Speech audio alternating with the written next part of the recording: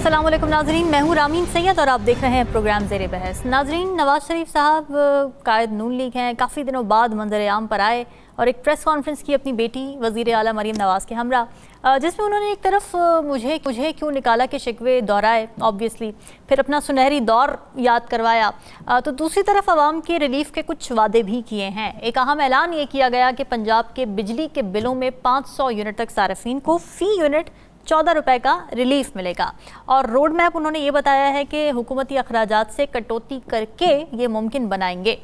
मगर सवाल है कि क्या ये इतना आसान है, क्योंकि पावर टेरिस में नाजरीन एक नहीं कई मसाइल नज़र आते हैं। एक तरफ IPP से किए गए महंगे मुआहदे हैं, फिर डॉलर क्रंच है और इसकी वजह से रुपए की डीवैल्यूएशन है, जिसकी वजह से इंपोर्टेड फ्यूल और उस पर बनने वाली बिजली महंगी होती जा रही है, फिर फिस्कल ट्रबल्स अपनी जगह पर हैं। तो ये बजट के मसाइल, फिर IMF की सख्तियाँ और डॉलर लिक्विडिटी जैसे मसाइल को टैकल किए बगैर क्या ये मुमकिन है कि आवाम को बिजली की कीमतों में फ़ौरी रिलीफ भी मिले और इससे कोई लॉन्ग टर्म मुल्की ख़जाने को नुकसान भी ना पहुँचे? इसी पर बात करेंगे। प्रोग्राम के पहले हिस्से में मैं ज्वाइन करें तजियाकार नजमुल साकिब साहब, राव खालिद साहब और साकिब बशीर हमारे साथ मौजूद हैं। आप सभी का बहुत शुक्रिया। नजमुल साकिब साहब, क्या ये एक सियासी डिसीजन है जो आज लिया गया है बिजली के हवाले से, या फिर प्लानिंग के तहत सोचा समझा डिसीजन लग रहा है आपको?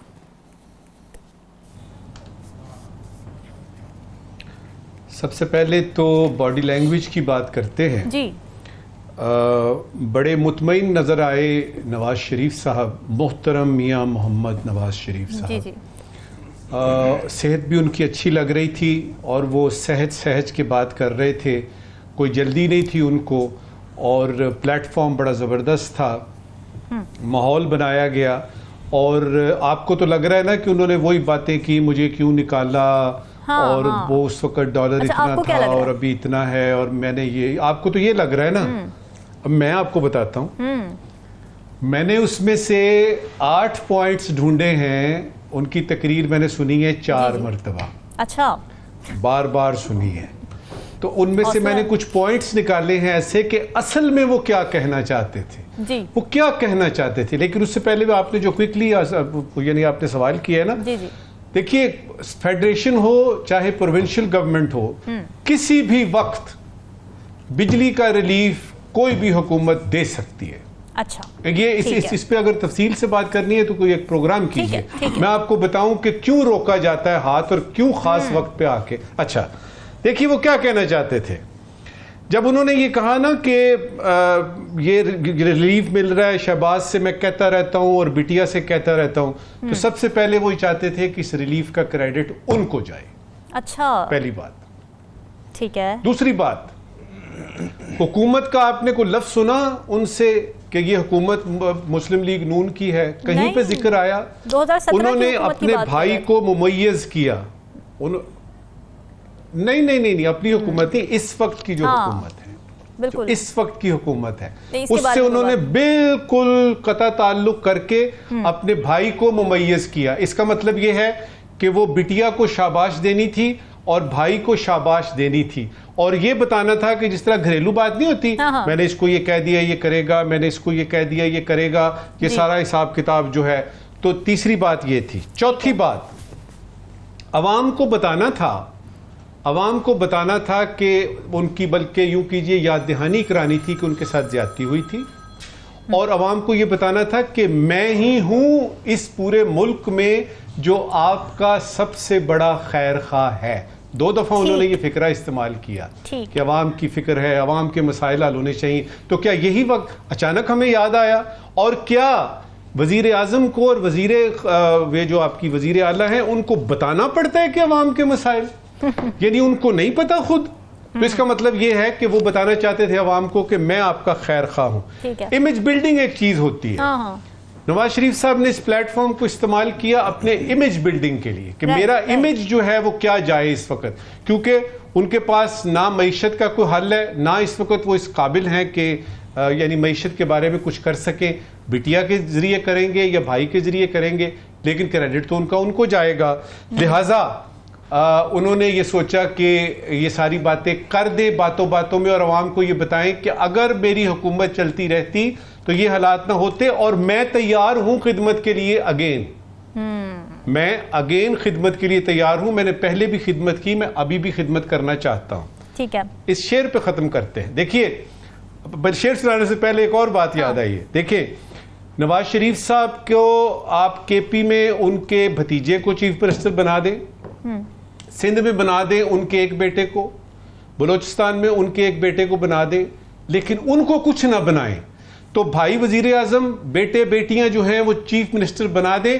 अगर आपने नवाज शरीफ साहब को खुद कुछ नहीं बनाया, हाँ, तो वो शेर है कि इब्ने मरियम हुआ करे कोई, इब्ने मरियम हुआ करे कोई, मेरे दुख की दवा करे कोई। बिल्कुल ठीक है।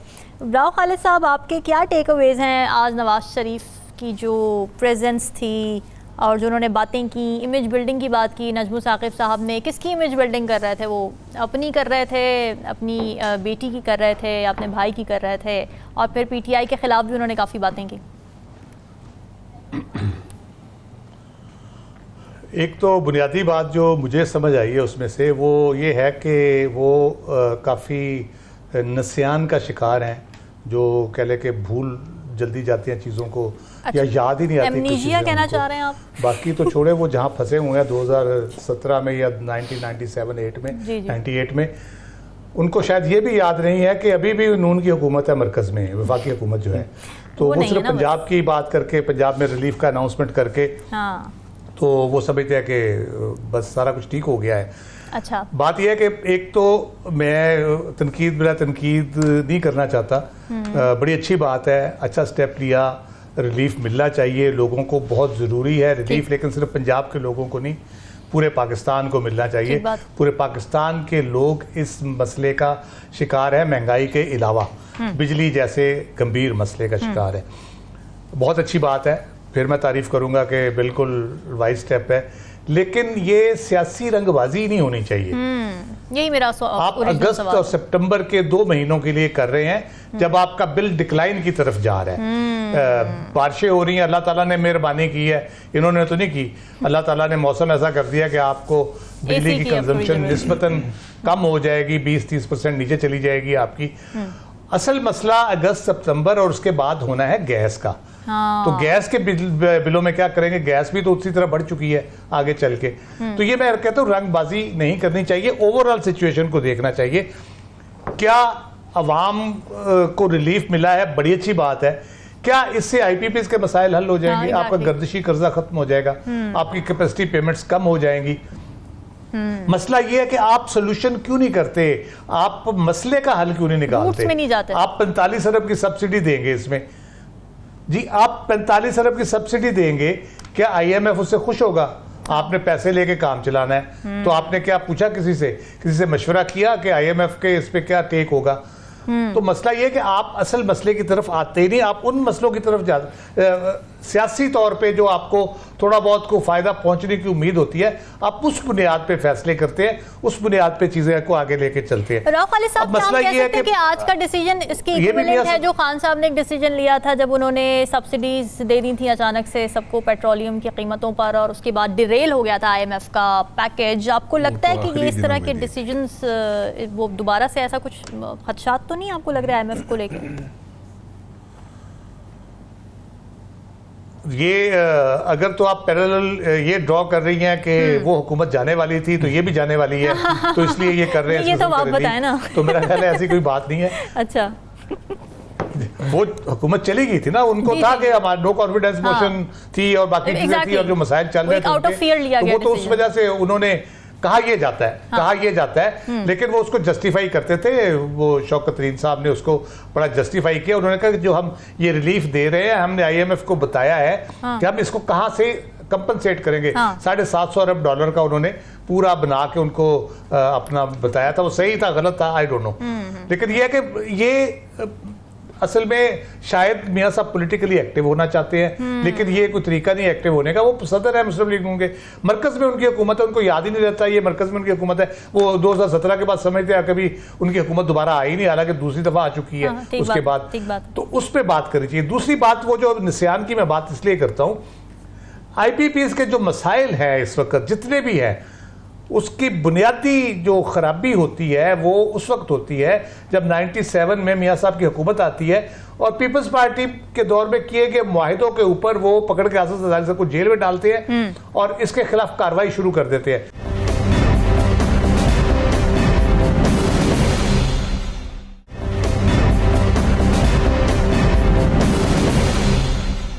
वो जो इन्वेस्टमेंट हुई थी अगर वो उसको ना छेड़ा जाता और वो नॉर्मल तरीके से चलती रहती, आज वो पावर प्लांट भी आपके होने थे, आपको तकरीबन 2 सेंट की बिजली वहां पे पड़ रही होनी थी। तो उस वक्त आपने करके उनको मौका दिया कि जब जनरल मुशर्रफ दोबारा आ गए तो उनको मौका मिला कि हमारे साथ तो ज्यादती होगी, मियां साहब ने तो हमारे प्लांट बनने ही नहीं दिए या बंद करा दिए या उनके फाइनेंशियल क्लोजिंग हुई थी, उनको नुकसान हो गया, उन्होंने रीनेगोशिएट कर लिया और वो जो 2010 में खत्म होने थे वो आके कहीं 2020 या 2025 तक वो एक्सटेंड हो गए। तो एक तो वो, दूसरा अपने दूसरे दौर में जो उनको शहबाज शरीफ साहब उनके छोटे भाई थे, पंजाब में उनकी हुकूमत थी, वो मरकज में थे तो उनको पंजाब का भूल जाता है। पंजाब में जो पावर प्लांट लगे हैं, आईपीपी जो लगे हैं, उसकी जो कैपेसिटी थी, आप पैसों को छोड़ दें, पैसों पे और फ्रॉड हुआ है। वो तो हमने उस वक्त भी बहुत स्टोरीज की इसके ऊपर कि 80 अरब का प्रोजेक्ट था जी, हमने 70 अरब में लगवा लिया। अब पता चल रहा है तो वो था ही 45 अरब का टोटल प्रोजेक्ट, जिसको 80 का पहले बताया गया, फिर अखबार में इश्तिहार दिए गए, हमने 10 अरब कम करा लिए। तो इस किस्म की चक्करबाजी भी। दूसरी जो उसमें गड़बड़ हुई, आपको रिक्वायर्ड कैपेसिटी जो चाहिए थी 17,000 या 22,000 मैक्सिमम आपकी रीच करती है, अभी भी शायद 22, 25,000, 28,000 तक अब जाती है जाके। तो आपने 43,000 की लगा ली, उसके बाद आपके पास ट्रांसमिशन लाइन नहीं है, आपके पास उसको चलाने के अभी भी बहुत सी ऐसी चीजें हैं जहां से आप कनेक्ट नहीं कर पाए मेन ग्रिड के साथ अपने बिजली को। विंड का भी एक इशू चल रहा है। लेकिन राहुल साहब, ये बड़ी इंपॉर्टेंट बात है, कोई इंफ्रास्ट्रक्चर नहीं बनाया, ये बड़ी इंपॉर्टेंट बात है कि सारी मसाइल रहे, खुद उन्होंने पार्टिसिपेट किया, कंट्रीब्यूट किया उन मसाइल की तरफ, लेकिन अब वो आज की भी तकरीर में सारा मलबा वो पीटीआई की हुकूमत पर डाल देते हैं। साकिब, आपको क्या लगता है? एग्जैक्टली। अब बात ये है, बात बुनियादी तौर पे ये है, मैं एक छोटी सी बात खत्म करता हूँ। एक तो हमारे ओवरऑल जो सिचुएशन है उसका मैं बता देता हूँ आपको। आज ताजर लीडरान ने प्रेस कॉन्फ्रेंस की है, 28 अगस्त की उन्हें शटर डाउन कॉल दे दी है। ये जो रजिस्टर कर रहे थे उनको उन्होंने इनकार कर दिया, उन्होंने कहा हम नहीं कराते, ये सारा फ्रॉड है और ये ताजर दुश्मन है और ये सारा। मुझे आज पता चला दालों और आटे और इन चीजों पे भी विदहोल्डिंग टैक्स लेना शुरू किया हुआ है गवर्नमेंट ने, उसमें भी उन्होंने मुतालबा किया इसको बंद करें। तो ये गवर्नमेंट की सिचुएशन है। मैं प्रोफेसर साहब थे, आज उनकी पढ़ी मैंने हैं, हयात है अभी, Anthony Clifford grayling, AC grayling. अच्छा, उनकी बड़ी खूबसूरत कोट्स हैं।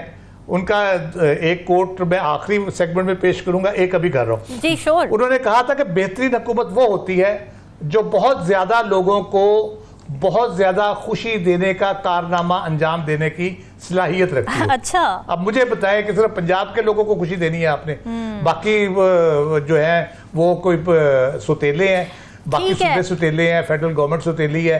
मियां साहब को चाहिए था शहबाज शरीफ साहब से अनाउंसमेंट करवाते, ये अगर करवानी थी कि ये इस किस्म का हम रिलीफ दे रहे हैं, और IPP पे खास तौर पे ओवरऑल जो बुनियादी जो मसला है उसको हल करें, फिर मसला ठीक होगा। ठीक है साकिब, ये बहुत इंपॉर्टेंट पॉइंट है कि ये रिलीफ अगर पंजाब के लोगों को मिल सकता है, अगर पंजाब गवर्नमेंट कट डाउन कर सकती है अपने अखराजात को और वो कंट्रीब्यूट कर सकती है towards the subsidies to the people in electricity prices, तो ये फिर वफाक के लेवल पे क्यों नहीं हो सकता?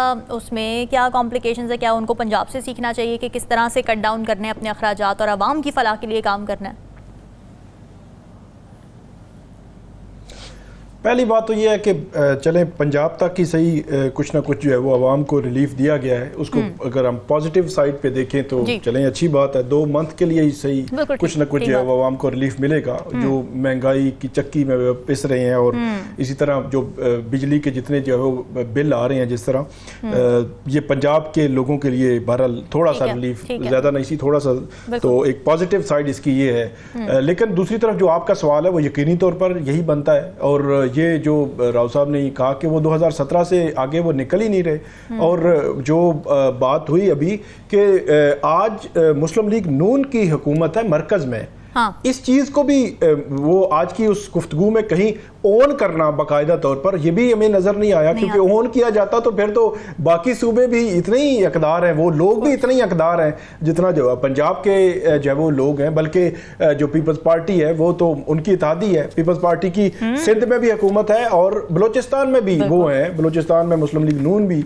है। तो वो 3 सूबों में इत्तेहादी मतलब 2 सूबों में इत्तेहादी हुकूमत है, मतलब सिंध में पीपल्स पार्टी खुद है, वहाँ पे बलूचिस्तान में भी पीपल्स पार्टी है, पंजाब में मुस्लिम लीग नून है, मरकज में मुस्लिम लीग नून है। तो ये इकट्ठे जो है चल रहे हैं। हाँ। तो वो डेफिनेटली उनके लिए, सबके लिए होता तो ज्यादा जो है वो बेहतर होता। लेकिन नवाज शरीफ साहब जो है वो एक तो उनका गिला चले वो बार बार करते हैं, एक गिला मैं ये समझता हूँ कि वो तो बजा है कि उनको जो 2016-17 में जो उनको निकाला गया, जिस बुनियाद पर निकाला गया, अदलिया ने निकाला, जजों ने निकाला, वो बिल्कुल गलत था। वो किसी तौर पे भी जस्टिफाई नहीं किया जा सकता कि एक मुंतखब वज़ीर आज़म को आप उठाकर जो है वो घर भेज दें कि वो जो रिसीवेबल थी कि आपने लेनी थी सैलरी और वो नहीं ली और वो शो नहीं की, इस तरह करके इस तरह के मामले पे किसी भी मुंतखब वज़ीर आज़म को घर नहीं भेजना चाहिए। ये उनका गिला जो है बजा है। लेकिन अब उसके बाद जो सूरत हाल है, एक तो उस वक्त भी तकरीबन साल जो है वो गवर्नमेंट जो है वो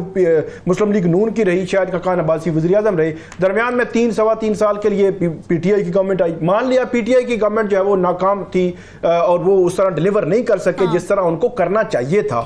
लेकिन आज 2.25 साल हो गए हैं, दरमियान में जो निगरान हुकूमत का सेट है सिलसिला, वो भी ऑलमोस्ट पूरा फैसिलिटेट किया गया है मुस्लिम लीग नून को। पंजाब की अगर बात करें, मरकज की बात करें, या जो ब्यूरोक्रेसी थी डिस्ट्रिक्ट लेवल पे, हर जगह पे उनको फैसिलिटेट किया गया है और उनके मुखालिफिन को तो ऑलमोस्ट क्रश किया गया है, इस तरह आप कह सकते हैं। तो ये 2 साल 3 बजट दे चुके हैं, तो इसको ओन करना चाहिए कि आपने जो है वो जो डिसीजन लिए, जो फैसले किए, जो IMF के पास गए, ये सारी चीजें ओन करें और यहां से आगे चलें। तो वो 2017 के बाद से अगर जो बात जब आप करते हैं तो फिर मेरा ख्याल है काफी जो है वो सवालात उठते हैं कि वो क्यों नहीं ओन किया जा रहा मुस्लिम लीग नून की आज की हुकूमत को। एक बात उन्होंने और की, वो भी बड़ी इंटरेस्टिंग है कि 2018 में इमरान खान साहब को लाया गया, तो इसका फिर मुतबादल फिर हम ये कह सकते हैं तो क्या उसका इजाला जो है वो 2024 में नहीं हुआ?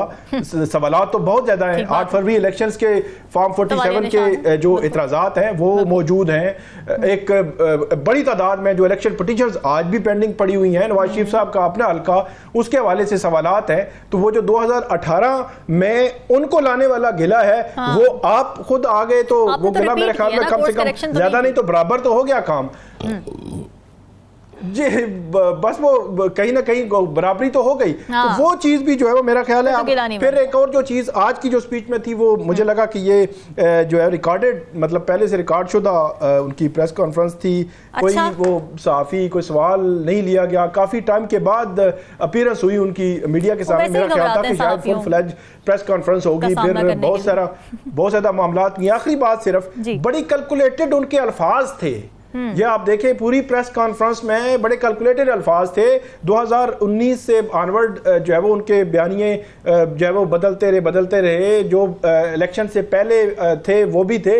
आज तो बहुत ही सॉफ्ट किस्म के अल्फाज थे, सिर्फ टारगेट जो है वो इमरान खान थे या जज थे। तो ये भी एक एंगल इसमें है कि वो मतलब बड़े सोच समझ के, या तो रिकॉर्ड किया हुआ है, उसमें से हो सकता है कुछ चीजें निकाल भी दी हों। तो ये एंगल भी बड़ा इंपॉर्टेंट है इसमें। मिलिट्री के अंदर खुद एहतसाबी का अमल शुरू हो चुका है। जनरल रिटायर्ड फैज़ हमीद के कोर्ट मार्शल के फैसले को सियासतदान खुशाइंद करार दे रहे हैं, मगर पीटीआई इस फैसले पर खास मुतमईन नज़र नहीं आ रही है। पीटीआई ज़्यादातर या तो इस पर कमेंट करने से कतरा रही है, ये कहकर कि फ़ौज का इंटरनल मामला है, या फिर ये कह रही है जैसे खान साहब ने भी कहा कि एहतसाब करना है तो फिर सबका करें।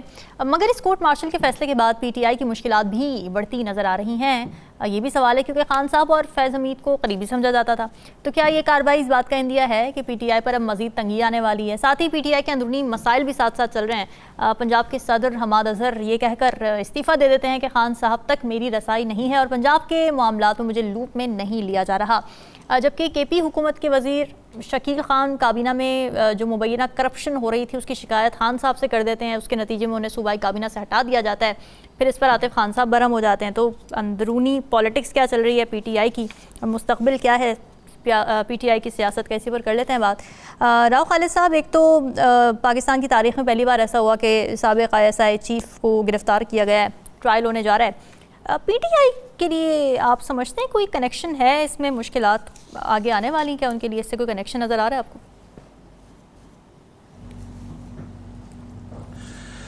देखिए, अगर तो हम पिछले 2 साल की तारीख देखें तो हमें जो बताया जाता रहा है, जब हुकूमत गई इमरान खान की तो हमें यही बताया गया कि बस ख़त्म होगी पीटीआई और फारिग हो गए और ये इनको अब आइंदा नहीं आएगी। बल्कि इनको छोड़े जो भी हुकूमत निकाली जाती थी या निकल जाती थी उसके बारे में हमेशा यही बताया जाता था। बेनज़ीर भुट्टो की हुकूमत हो, जब 90 में निकली, 93 में नवाज शरीफ की हुकूमत निकली, बेनज़ीर 94 में आ गई, 93 में नवाज शरीफ की हुकूमत निकली, उनके पास जी पेट चैप्टर क्लोज हो गया। तो पता चला वो फिर 97 में आ गए, फिर वो 99 में मार्शल लगा, उसके बाद उनके जिस किस्म का ट्रायल हुआ, जो उनको कह ले कि 13 हाईजैकिंग में ट्रायल किया गया दहशतगर्दी कोर्ट में, फिर अचानक वो बाहर चले जाते हैं। उस वक्त कहा कि बस नवाज शरीफ की सियासत ख़त्म और मुस्लिम लीग नून फारिग और काफ बन गई, और लेकिन वो फिर आ गए, पीपल्स पार्टी फिर आ गई।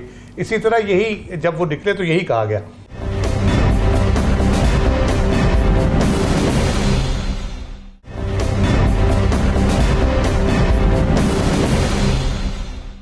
उसके बाद फिर 9 मई हुआ तो उस वक्त बताया गया कि बस अब तो तिया पंचा हो गया। फिर उसके कई जमातें बन गई बीच में से निकल के, उसके बाद तो सारी लीडरशिप बिखर गई जी, कुछ नहीं रह गया। लेकिन 8 फरवरी को पता चला कि पार्टी जिंदा हो गई अचानक। बकौल बिलावल साहब के चीफ जस्टिस साहब ने बल्ले का फैसला करके उसको जिंदा कर दिया। तो अब पता नहीं उस फैसले से जिंदा हुई या मरी नहीं थी। तो इस किस्म की बातें हम सुनते रहते हैं। कई बार ये ख़त्म हुई है, पार्टियां कई बार ख़त्म होती हैं, कई बार आ जाती हैं। लेकिन हमने तारीख देखी है, अपनी दुनिया की तारीख भी देखी है कि जो जिनकी से अवाम में होती है, किसी हद तक अवाम जिसको ओन करते हैं, जिस लीडर को, जिस नज़रिए को, जिस पार्टी को, वो इस तरह से ख़त्म नहीं होती कि आप किसी एक वजह से या किसी दूसरी वजह से सही हो गलत हो उसमें। अब ये कहा जाता है कि जी नैरेटिव उनका ऐसा है कि जी वो लोग वो कल्ट बन गया है और इस किस्म की चीज़ें हो गई हैं सारी। तो नैरेटिव आप भी बना सकते हैं, आप भी सियाने लीडर हैं सारे, आप ये बात है ना, सारी अथॉरिटी है, गवर्नमेंट में भी हैं इतने अरसे से, आप भी अपना नैरेटिव बनाएं उसका और वो उसको मात दें उस नैरेटिव से। जी। ये जो आखिरी जिस पे तकिया कर रही है हुकूमत, कल मियाँ साहब ने तो खैर रोका है उनको कि इस पे ज्यादा बात ना करे, आज उन्होंने भी नहीं की उस पे बात।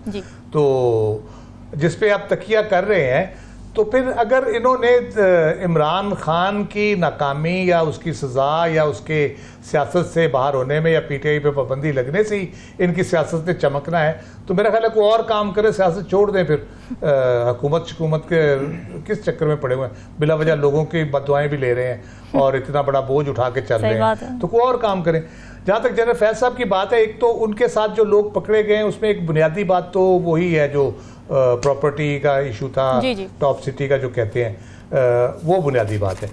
दूसरी चीज़ है, वो कहा ज़रूर जा रहा है, यानी ISPR की प्रेस रिलीज पहली और दूसरी दोनों में एक इंडिकेशन है कि उन्होंने आर्मी एक्ट की खिलाफ वर्जी की है।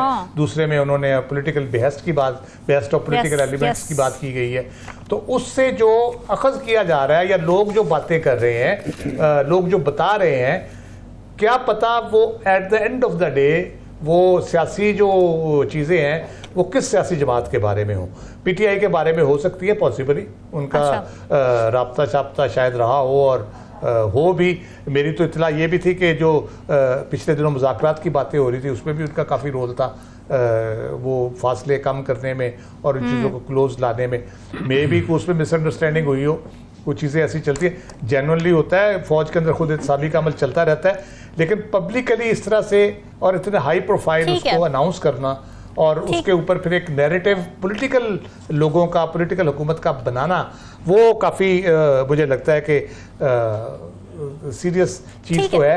लेकिन पीटीआई का अगर कहेंगे तो अवाम में तो कोई मसला नहीं पैदा होगा।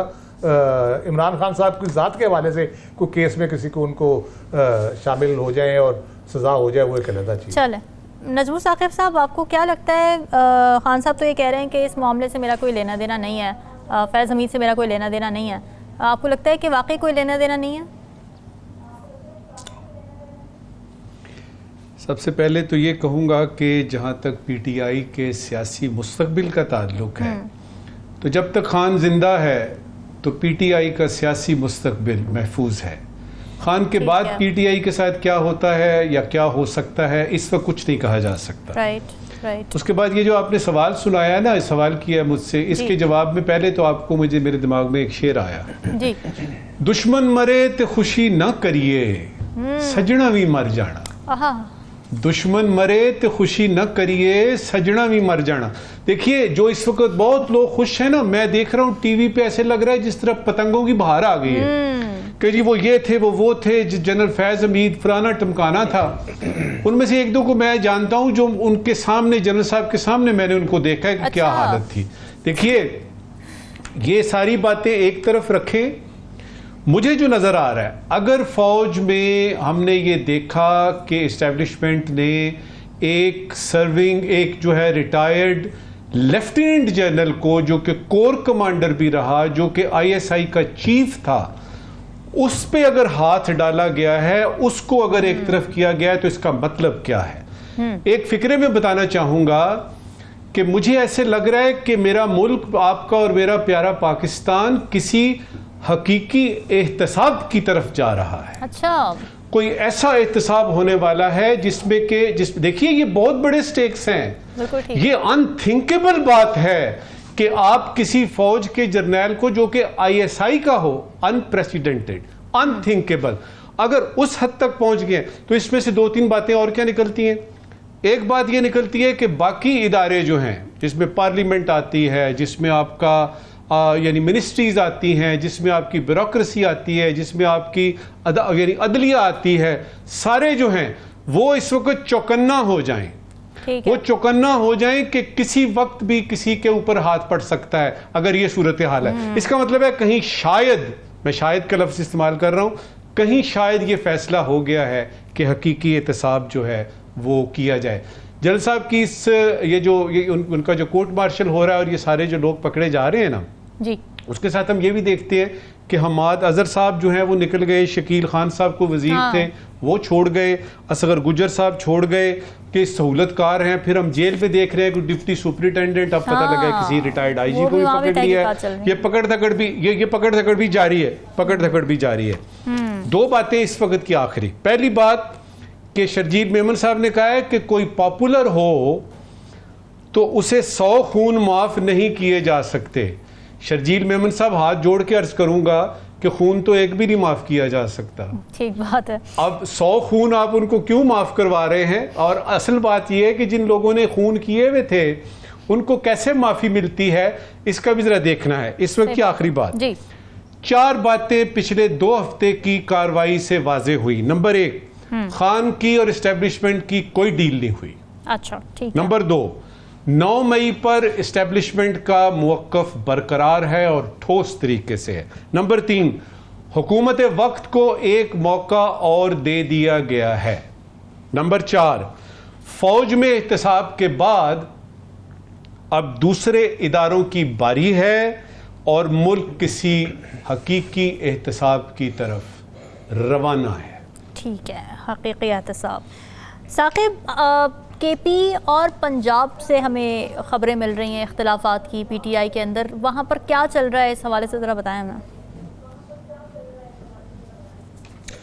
एक तो जो हमाद अजहर जो है वो उन्होंने इस्तीफ़ा दिया था, तो पीटीआई की कोर कमेटी का इजलास इस वक्त भी जारी है और उन्होंने ये कहा है कि मुस्तरद किया उनका इस्तीफ़ा। कि रात को हमने देखा कि उमर अयूब साहब जब इन्होंने ट्वीट किया था, जो एक्स पे पोस्ट की थी, तो उस पोस्ट पे भी कोर्ट पोस्ट जो है वो की थी उमर अयूब साहब ने, और उन्होंने बड़ा सराहा था इनके जो काम को हमाद अजहर साहब के। और अभी जो उनका इस्तीफ़ा जो है वो मुस्तरद किया गया है। इसके अलावा जो केपी के हवाले से बात है कि उसमें भी बड़ी एक दिलचस्पी सिचुएशन है। जो शकील खान है, इनके हवाले से आतिफ खान है, जुनेद खान, वो गवाही दे रहे हैं कि पिछले अरसे में भी ये काबीना में थे, अब भी पीटीआई की काबीना में हैं। और एक सहाफ़ी हैं वहाँ से, वो रिपोर्ट कर रहे थे कि शकील खान जो है वो इस हवाले से असेस कर रहे थे शायद कि जो करप्शन है या नहीं है, तो कुछ ऐसी चीज़ें हुई जो है वो खान साहब तक पहुंचाई गई और उसके बाद जो है वो ये सारे मामलात आगे हुए। लेकिन शकील खान जो है ये कहते हैं कि जो गंडापुर हुकूमत है वो करप्शन का उन्होंने इल्ज़ाम लगाया है। तो आप इससे ये एक बात देख सकते हैं कि फरवरी से लेकर ऑनवर्ड अगर देखें तो 5-6 माह बनते हैं, तो 6 माह में जो गंडापुर गवर्नमेंट है उस पर अगर करप्शन का इल्ज़ाम अपना ही वज़ीर लगाए तो सवालात उठेंगे। इनको एड्रेस करना चाहिए और देखना चाहिए। ये पीटीआई का भी इम्तिहान है कि जो पब्लिक है उसने बड़े मुश्किल वक्त में भी उनकी पार्टी को सपोर्ट किया है, इमरान खान साहब के जो है वो उनको सपोर्ट किया है और एक सूबे में जो है वो गवर्नमेंट दी है 2013 से 18 से फिर 23 से फिर अब 24 से ऑनवर्ड जो है वो 5 साल के लिए।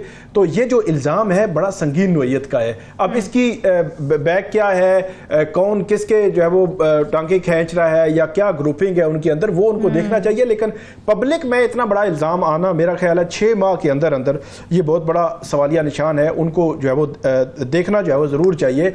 लेकिन जो पंजाब की हद तक एक तो हमाद अजहर साहब थे और दूसरे लाहौर के उनके जो सदर थे और उनको भी हटाया गया था, उनके हवाले से ज्यादा उनके एतराज़ात थे हमाद अजहर के कि वो बड़े एक्टिव हैं। उन्होंने जो है वो अभी रिसेंटली 14 अगस्त से 13 अगस्त को उनका जलसा था तो वहाँ पे भी गैदरिंग की और हमाद अजहर साहब खुद भी हमें वहाँ पे जो है वो नजर आए, एक्टिव जो है वो नजर आए। अगर चाहे पीटीआई जो है पंजाब में कोई ऐसी एक्टिविटी आज तक नहीं कर सकी, मतलब उस तरह की कि जिस तरह की कि 8 फरवरी के बाद आज अगस्त 15-16 अगस्त को हम बात कर रहे हैं। बिल्कुल ठीक है नाज़रीन, डिस्कशन का सिलसिला वक्त एक ब्रेक का। Stay with us.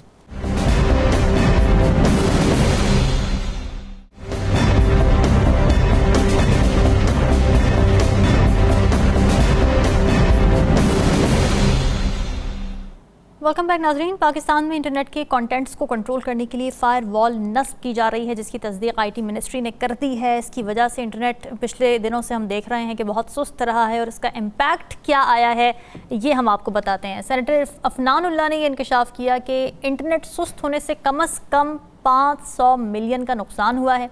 Social media apps सुस्त होने से बिजनेस मुतासर हो रहा है। बहुत से ई कॉमर्स के फर्म्स हैं जो कि मुल्क छोड़ कर जा रहे हैं। फिर फाइवर पर पाकिस्तानी फ्रीलांसर्स के अकाउंट्स को गैर फाल कर दिया गया। लोगों का रोज़गार मुतासर हो रहा है। लोग इन पैसों से अपनी तालीम परसू कर रहे थे, अपने बिजली के बिल दे रहे थे, अपने घर वालों का पेट पाल रहे थे।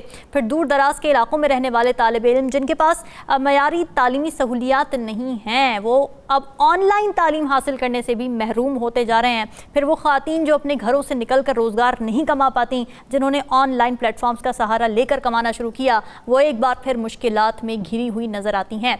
अब हुकूमत ये कहती है कि फायरवॉल का मकसद प्रोपेगेंडा को रोकना है, कौमी सलामती के ख़िलाफ़ मवाद को फ़िल्टर करना है।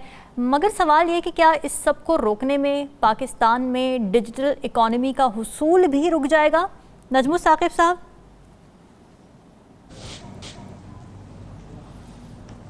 देखिए, आपने सारी की सारी बातें कर दी हैं जो इस वक्त इसके असरात मुरतब हो रहे हैं।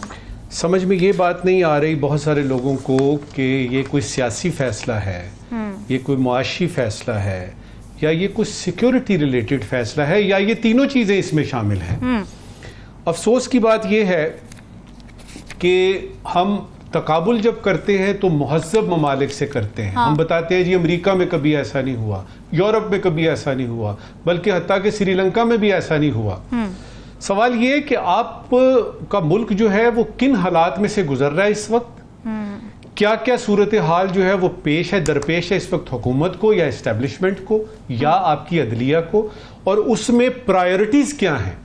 इस वक्त आपकी सबसे बड़ी प्रायोरिटी जो नज़र आती है वो सिक्योरिटी है और उसके साथ वो इंतशार पसंदी है जो कि इस्टेब्लिशमेंट के तई या हुकूमत के तई ये है कि सबसे बड़ा यानी मसला है। अब उसको हल करने के लिए एक तरीका ये है कि अगर आपको सर दर्द हो ना रामीन, तो आप सर काट देते हैं, लो जी सर दर्द खत्म हो गई। लेकिन आप ये भूल जाते हैं कि उसके साथ सर भी कट गया आपका। तो क्या करना चाहिए, आप पेनाडोल ढूंढते हैं। और मुझे नहीं लगता कि इस हुकूमत के पास इतना वक्त था कि वो पेनाडोल ढूंढती बजाय इसके कि सारी काट के फेंक दिया। खुशी की बात आपको एक बताऊं, खुशी की बात ये बता रहा हूं आपको कि फैसला कुछ जो है वो रिवर्ट हो रहा है। अच्छा। और ये हालात आहिस्ता आहिस्ता बेहतर हो जाएंगे। लिहाजा इंटरनेट आपका वापस आ रहा है। तकलीफ की बात यह है कि मुझे नहीं लगता कि जिन लोगों ने यह फैसला किया है उनको ये पता है कि पॉकेट प्रोटोकॉल क्या होती है। क्या उनको ये पता है कि ये सिलेक्टिव आप कर सकते हैं, आपको बजाय इसके कि सारे के सारे को करें, आप टारगेट करके तो उसको बंद कर सकते हैं, फायरवॉल बना सकते हैं। क्या उनको ये पता है कि चाइना की जो फायरवॉल है उसका इससे ताल्लुक ही कोई नहीं है। उन्होंने 2000 से लेके अब तक अपने मुल्क के हालात के मुताबिक हिसाब किताब किए हुए हैं, तो उनका मुकाबला करने की जरूरत क्या है। दूसरी चीज ये है कि सिलेक्टिव ब्लॉकिंग हो सकती है। वो जो टेक्निकल लोग हैं वो मेरे इस बात को समझेंगे कि सिलेक्टिव ब्लॉकिंग क्यों नहीं करते कि जी इन जगहों पे कर लिया सिलेक्ट, दबाया बंद। आपने तो पूरे मुल्क का ही जो है वो कर दिया है। तो ये चूंकि बहुत जल्दी किया गया एक्शन, इस पे यानी ज़ेरे गौर है, और चूंकि इसका जो रिस्पॉन्स आया, जो रद्द अमल जो आपने भी अपने इंट्रो में बताया है, वो इतना स्ट्रांग है और उस पर इकोनॉमी पे इतना फर्क पड़ने वाला है कि इसको रिवाइज किया गया है। और मुझे ये पता है कि थोड़ी देर में ये हालात ठीक होने की तरफ जा रहे हैं। बॉटम लाइन, यानी आपको याद है बिजली यानी कुछ महीने पहले, कुछ साल 1.5 साल पहले अचानक बंद हो गई थी। जी। और मुतल्लिका वजीर आए, उन्होंने कहा, उनको खुद भी पता था क्यों बंद हो गई है। जी। और फिर साजिशी थेरियां जन्म लेती हैं। साजिशी थेरियां जन्म लेती हैं। उसका हल क्या है? उसका हल ये है कि हुकूमत जो है पहले बताए हम ये करने लगे हैं, इस वजह से करने लगे हैं, इतनी देर तक होगा और उसके बाद ये हालात ठीक हो जाएंगे। जिस तरह बाहर मुल्कों में बिजली जानी होती है तो 3 दिन पहले वो कहते हैं फलां दिन 2 घंटे के लिए बिजली जाएगी और नोटिफिकेशन। तो मुझे ये समझ नहीं आ रही कि ये हुकूमत को ये सादा से इकदाम जो हैं ये क्यों इनका ख्याल नहीं आता। बिल्कुल ठीक बात है। राव खालिद साहब, एक तरफ हमारी हुकूमतें कहती हैं कि हम डिजिटाइजेशन की जानिब जाएंगे, IT सेंटर्स बनाएंगे, IT पार्क्स बनाएंगे। दूसरी तरफ सूरत हाल ये है कि 25 लाख फ्री डांसर्स के बेरोज़गार होने का ख़दशा पैदा हो चुका है जिस तरह से इंटरनेट सुस्त रहा है। तो फिर फायरवॉल और डिजिटाइजेशन साथ साथ कैसे चलेंगी? मैंने शुरू में कोट किया था AC ग्रेडिंग को, उसका मैंने कहा दूसरा कोट मैं इस हिस्से में बताऊंगा आपको। इरशाद। उसने कहा कि हर रोज़ अपने आप से एक सवाल ज़रूर पूछना चाहिए कि हमें अक्लमंद होने में मजीद कितना वक्त दरकार होगा या कितनी ताखीर है हमारे अक्लमंद होने में। रोज आप पूछेंगे तो आप थोड़े से सियाने हो जाएंगे। हाँ, तो मसला यही है कि दुनिया मशरक की तरफ जा रही है सारी और हम मगरब की तरफ चल पड़े हैं और बज़िद है कि हम ठीक कर रहे हैं। दुनिया गलत कर रही है, हम ठीक कर रहे हैं सारा कुछ। ठीक बात। एक तो बुनियादी बात, कोरोना के दौरान अगर आप देखें तो ये ऑनलाइन बिजनेस और ये चीज़ें बहुत फ्लोरिश हुई। ऑनलाइन लर्निंग आ गई, उसमें स्कूल आ गए और ये फ्यूचर की प्रेडिक्शन की जाने लगी कि आइंदा से ये यूनिवर्सिटी, स्कूल वगैरह ये सारा ख़त्म हो जाएंगे और ये ओवरहेड जो एक्सपेंडिचर होता है इसके ऊपर कि AC भी चलाना है, जगह भी लेनी है, बिल्डिंग भी बनानी है, तो वो ख़त्म हो जाएगी। ऑनलाइन लर्निंग में ये सारे कोर्सेज वगैरह सारी चीज़ें आपकी वो उससे हो जाएगी और उससे बहुत ज़्यादा उसकी रीच भी बढ़ेगी उससे नेचुरली कि स्कूल में कितने लोग अकोमोडेट हो सकते हैं, दाखिला कितनों को मिल सकता है। ऑनलाइन तो आप डिपेंड करते हैं आप कितना बड़ा सर्वर यूज़ कर रहे हैं। तो सारा दुनिया इस तरह सोच रही है। दुनिया आर्टिफिशियल इंटेलिजेंस की तरफ जा रही है। लोग रिमोट ऑपरेशंस कर रहे हैं कंप्यूटर्स के जरिए, इंटरनेट की 5G की तरफ जा रहे हैं। आगे 6G भी आएगा। हम 5G की ऑप्शन की तरफ जा रहे हैं, लेकिन अमली तौर पे हम क्या कर रहे हैं? हम उसको बिल्कुल रिवर्स गियर लगाने की कोशिश कर रहे हैं। डिजिटलाइजेशन करके आप बहुत से मुल्क के गवर्नेंस के बहुत से मसाइल आप हल कर सकते हैं। आपके सामने मिसालें मौजूद हैं। पासपोर्ट ऑफिस में कितनी रिश्वत चलती थी, शनाख्ती कार्डों पे क्या क्या फ्रॉड होते थे और बाकी गाड़ियों की टैक्स पेमेंट, प्रॉपर्टी की टैक्स पेमेंट के ऊपर किस तरह के 2 नंबरियाँ होती थी। अब 90% तकरीबन कम होगी जब से आपने ऑनलाइन उसको सारा किया है। आपकी रेवेन्यू कलेक्शन उससे बढ़ गई है। तो ये ये तो गवर्नमेंट के हद तक हो गया। जब प्राइवेट सेक्टर में हम जब आते हैं, आपका बिजनेस सारा उस पर हो रहा है, आपके ऑनलाइन डिलीवरी, ऑनलाइन ऑर्डर्स हो रहे हैं, ऑनलाइन रिसीविंग हो रही है, इंटरनेशनल हो रही है, लोकल हो रही है। फाइवर का आपने जिक्र किया, इस तरह से और इस तरह की वेबसाइट्स हैं जहाँ से आप ट्रेडिंग करते हैं जाके। और आपके यंगस्टर्स कर रहे थे 23 लाख, तीसरी बड़ी फिगर है हमारी पाकिस्तान की, 23 लाख लोग तकरीबन कर रहे थे। 19 करोड़ इंटरनेट यूज करते हैं हमारे पास में। इतनी बड़ी टेलीविजन है दुनिया में शायद चंद एक मुल्कों में इतनी होगी जितनी हमारे यहाँ है, और तकरीबन ब्रॉडबैंड का यूज 12 करोड़ कनेक्शंस है हमारे पास। तो इस इंटेंसिटी के साथ होते हुए, इतनी तादाद में चीज़ों को होते हुए, आप जब उसको रोकेंगे, ब्लॉक करेंगे, स्लो करेंगे साइबर सिक्योरिटी के नाम पे, तो ये बहुत सीरियस इशू है, माली तौर पे भी, माशी तौर पे भी। और पाकिस्तान के जो हालात है महंगाई के, उसमें घर में अगर 2 कमाने वाले अगर हैं, उनके एक की रोजी बंद हो जाती है तो कितना घर पे इम्पैक्ट आता है, किस किस्म की चीज़ें होती हैं, ये सारी चीज़ें देखने की। जो नजम साकिब साहब ने बात की ना कि आप उसको सिलेक्टिवली कर सकते हैं, फायरवॉल हर जगह पे लगी हुई है आपके, जो वायरस को रोकती है, अननेसेसरी ट्रैफिक को रोकती है आपके। आप मेल लेते हैं, उसमें स्पैम जो होता है उसको वो सन्ट आउट कर देता है ऑटोमेटिकली। इसी तरह से सारी जगह पे चीजें मौजूद है। एल्गोरिथम होता है, आपने एक कीवर्ड डालना होता है कि ये नाम जब आए तो इसको रोक दो भाई। ये चीजें नॉर्मल सी बात है। हमारे यहाँ ये सारा सिस्टम ऑलरेडी मौजूद है, और मैं बिल्कुल वसूख से कह रहा हूँ 9/11 के बाद अमेरिका की मदद से हमारे यहाँ लगा था कि जो ईमेल के जरिए मैसेजिंग होती थी उस वक्त ज़्यादातर जो टेररिस्ट ग्रुप भी जिसको यूज़ करते थे, तो उसके कीवर्ड से उसको पकड़ते थे। हज़ारों ईमेल्स जो है ना वो स्कैन होती थी मिनटों में। अच्छा। पाकिस्तान में भी, इंटरनेशनली भी वो स्कैन होती थी कीवर्ड के ऊपर, और उसमें से जहां कोई थोड़ा बहुत ऊपर नीचे चीज होती थी पकड़ते थे उसको। तो अब भी हो सकता है, इसका कौन सा ऐसा मसला है? उसमें इंटरनेट स्लो करके आप क्या करेंगे, या व्हाट्सएप को स्लो करके क्या करेंगे, या तो चाइना की तरह करें, अपना फिर अपनी ऐप्स बना ले आप अपनी ऐप्स बना के उसको करें। कारोबार का तो बेड़ा गर्क ना करें ना, पूरे मुल्क का निज़ाम स्टैंड स्टिल हो गया। आप फोन पे आपको मैसेज आता है बच्चे का से, उसको कहता है मुझे पिक कर ले, या उसको कोई इशू हो गया तो आपको आधे घंटे बाद वो रिसीव होता है व्हाट्सएप के ऊपर। सही बात है। नॉर्मल आपका नेटवर्क है, नॉर्मल नेटवर्क भी नहीं चल रहा, इंटरनेट तो दूर की बात है, नॉर्मल नेटवर्क भी नहीं चल रहा। तो ये बहुत सीरियस इश्यूज हैं। आप दुनिया में compete करना है, दुनिया का मुकाबला करना है, दुनिया के साथ चलना है, तो फिर इस तरह से नहीं होगा कि आप उल्टी तरफ चल पड़े और कहें जी हम कामयाब हो जाएंगे। नाज़रीन, ये सवाल छोड़कर जा रहे हैं, फीडबैक जरूर दीजिएगा। हमें दीजिए इजाजत, अल्लाह हाफिज़।